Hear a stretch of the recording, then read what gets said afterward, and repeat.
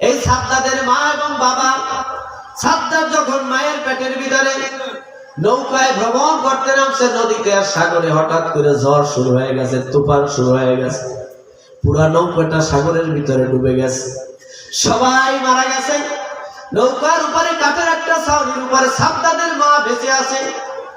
তুফানে সব মারা গেছে, একটা মানুষ বেঁচে আছে, যার মায়ের পেটের ভিতরে সাদ্দাত নামক সন্তানটা আছে। আল্লাহ রাব্বুল আলামিন কুদরতি নজর দিয়া সাদ্দাতের মায়ের পেট থেকে ডেলিভারি করাইয়া সাদ্দাতকে তক্তার উপরে শোয়াইয়া দিলে। আল্লাহ পাক নির্দেশ করেন, আজরাইল তাড়াতাড়ি নদীর মধ্যে যাও, সমস্ত মানুষের জান যেমন তুমি কবজ করেছো, সাদ্দাতের মায়েরও পানির ভিতরে চুবাইয়া মৃত্যু ঘটাইয়া দাও।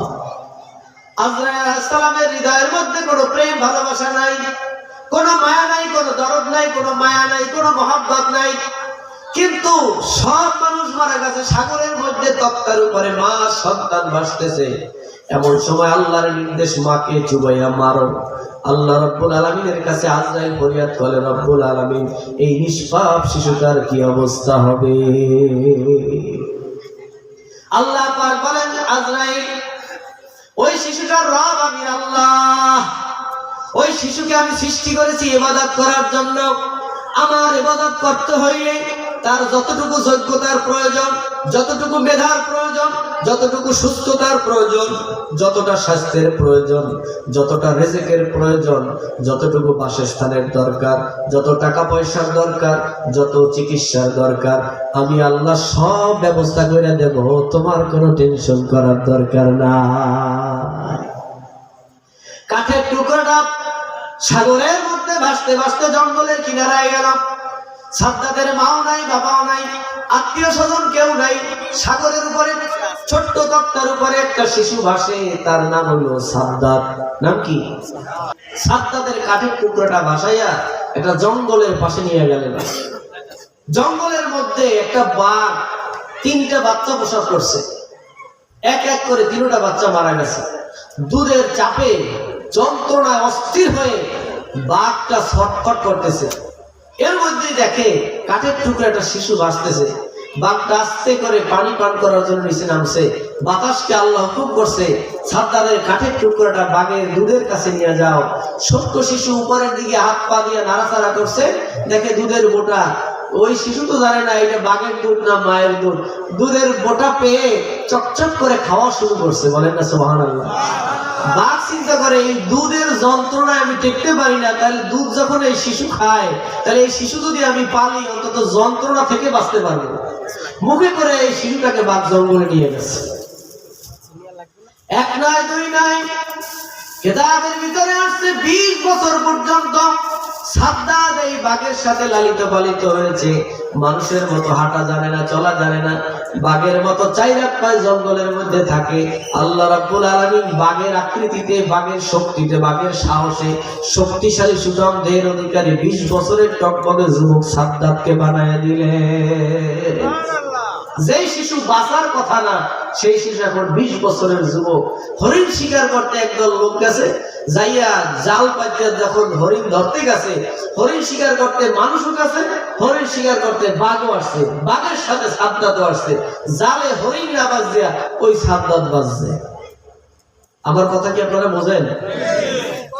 আমি তো বাংলাদেশের আর এক প্রান্তের মানুষ, মানুষও বাজে নাই, এই হরিণ না বাজছে, কি বাজছে? সাদ্দাত বাজছে। সাদ্দাতের ওই লোকেরা পাইয়া মানুষেরা দেখে যে এটার হাত পা মানুষের মতো, চেহারা মানুষের মতো, চুল লম্বা, নখ বড় বড়, হাউ হাউ করতেছে, বাঘের মতো গর্জন মারতেছে। আসলে এটা কি? মানুষ। বলেন আসলে এটা কি? কিন্তু ও তো হিংস্র, বাঘের মতো গর্জন মারে, তর্জন করে। এনে হাত পা বেঁধে নখ কাটছে, চুল কাটছে, পোশাক পরাইছে, সব কিছু আটকাইয়া খাঁচার ভিতরে 1 বছর লালন পালন করে ওরে বোঝানোর চেষ্টা করছে যে বেটা তুই বাঘ না, তুই কি মানুষ। আচ্ছা বলেন তো, 1 বছর যদি একটা জঙ্গলের কুকুর এনে পালে, তাহলে শিকারি হয় না? তাহলে যদি মানুষে 1 বছর খেঁচায় পালে, তাহলে এটা শিকারি হয় কি হয় না? সাদ্দাত এখন পুরা বুঝতে পারছে যে আমি বাঘ না, আমি কি মানুষ। এখন যে বাঘের দুধ খাইয়া মানুষ হয়েছে, এই মানুষটা আর আমার মতো মানুষ তো এক না। সাহসটা একটু বেশি, কথা বল না, সাহস বেশি, শক্তি বেশি। এই এলাকার হচ্ছে মাঠ বা নেতা হইতে হইতে একেবারে পুরা রাজত্ব তার হাতে চলে আসছে। আমি সংক্ষেপে বলতেছি, এক পর্যায়ে পুরা দেশের রাজা হইল সাদ্দাত। একদিকে টাকা পয়সার অভাব নাই, শক্তির অভাব নাই, সৌন্দর্যের চেহারার অভাব নাই, অন্যদিকে রাজত্ব তাকে আল্লাহ দান করছে।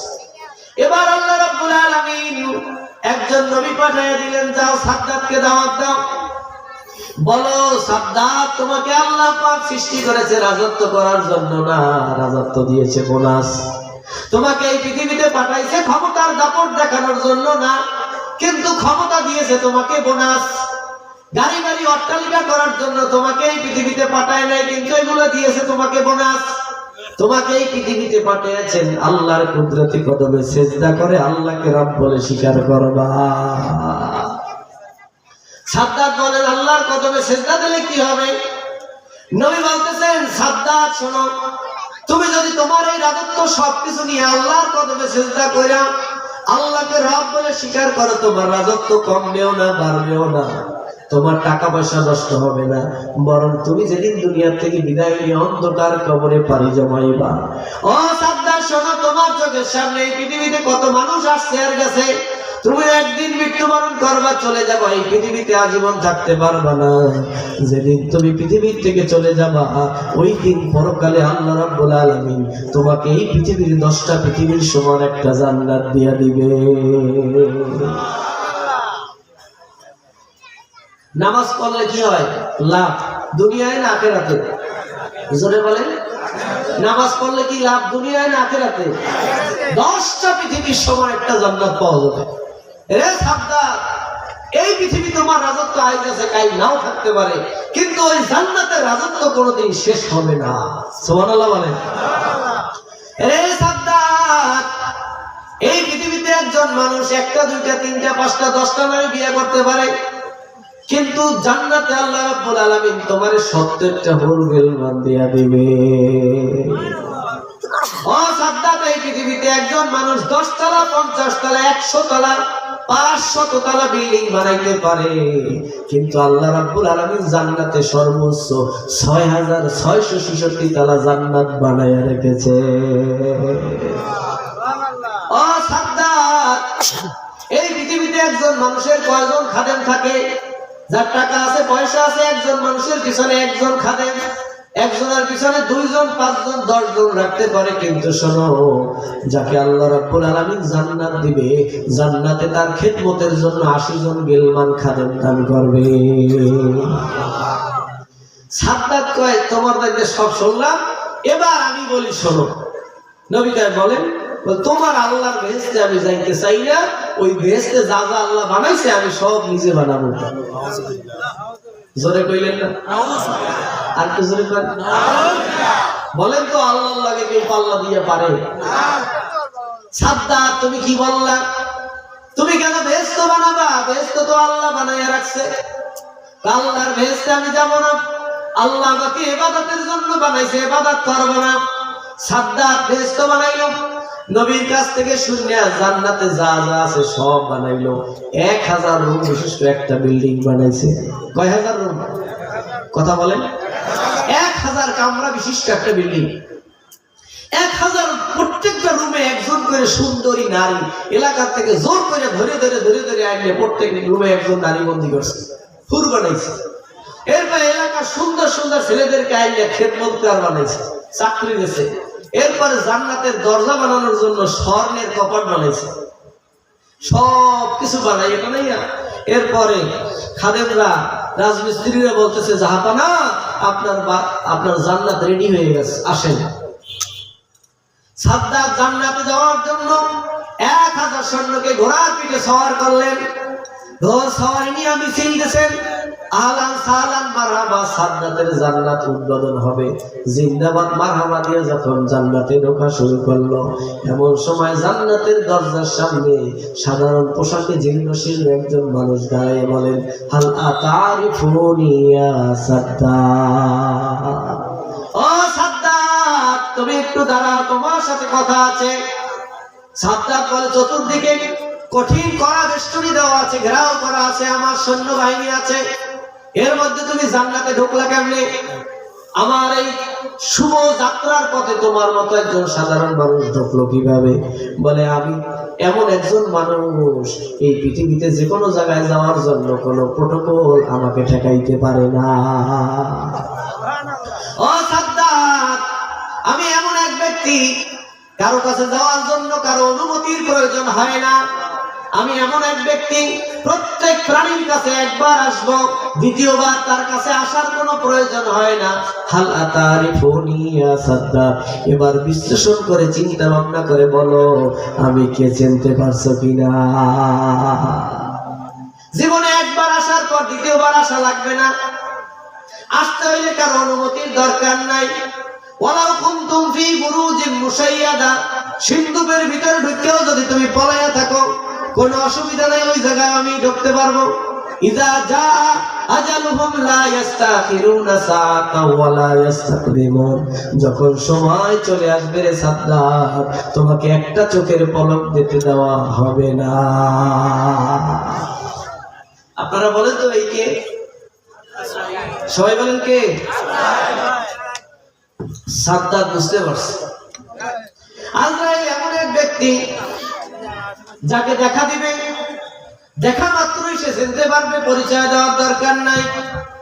সাদ্দাত বলতেছে, রে আজরাইল, আমি বুঝতে পারছি প্রত্যেকটা মানুষেরই মৃত্যু হবে, আমিও মরে যাব। আল্লাহর সাথে পাল্লা দিয়ে জান্নাত বানাইলাম, আল্লাহর বেহেশতে যাব না, ইবাদত করব না। আল্লাহ আমার ইবাদতের জন্য বানাইছে, কিন্তু আমি ইবাদত না করে আল্লাহর সাথে গাদ্দারি করে জান্নাত বানাইছি। এবার আমি একটু তোমার কাছে সময় চাই, আল্লাহর জান্নাত তো পাবো না, কিন্তু আমার নিজের বানানো জান্নাতটা একটা নজর দেখতে চাই। মালাকুল মাউত আজরাইল বলে, রব্বুল আলামিন তোমার সাদ্দাত এক নজর জান্নাত দেখতে চাই। আল্লাহ পাক ডাক দিয়া বলে, আজরাইল তোমার কি মনে আছে নদী আর সমুদ্রের ভিতরে জাহাজ ডুবিতে সবাই মারা গিয়েছিল, একটা মহিলা বেঁচে ছিল।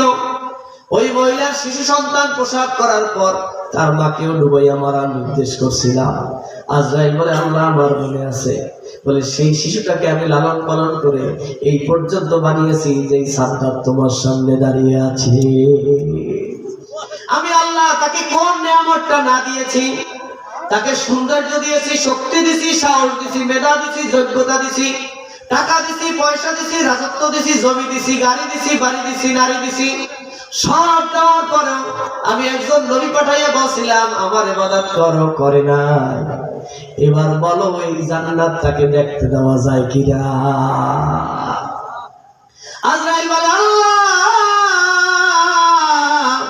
এত নিয়ামত পাওয়ার পর যেই নাফরমান তোমার জান্নাতে না যাইয়া নিজে জান্নাত তৈরি করে, এই জান্নাত তো আর তাকে দেখতে দেওয়া যাবে না। সাথে সাথে ঘোড়ার পিঠে দাঁড়াইয়া আজ সাদ্দাতের জান আজরাইল কবজ করে নিলে। এবার বলে, আমি যদি কোটিপতি হই, সাদ্দাতের মতো একদিন মৃত্যুর সময় গনিয়ে আসবে কিনা? জোরে বলে, আসবে কিনা? এই পৃথিবীতে কেউ চিরদিন থাকতে পারবে না রে বাবা। গাড়ি করতে আপনি আসেন নাই, বাড়ি করতে আসেন নাই, টাকা জমানোর জন্য আপনি না, আপনাকে আল্লাহ বানিয়েছে সিজদা করার জন্য। এবার বলেন এই পৃথিবীতে আপনি আমি আল্লাহকে সিজদা করে খুশি করতে চাই কিনা? কার কাছে হাত দেবেন? আল্লাহ আমাদের সবাই কবুল করেন।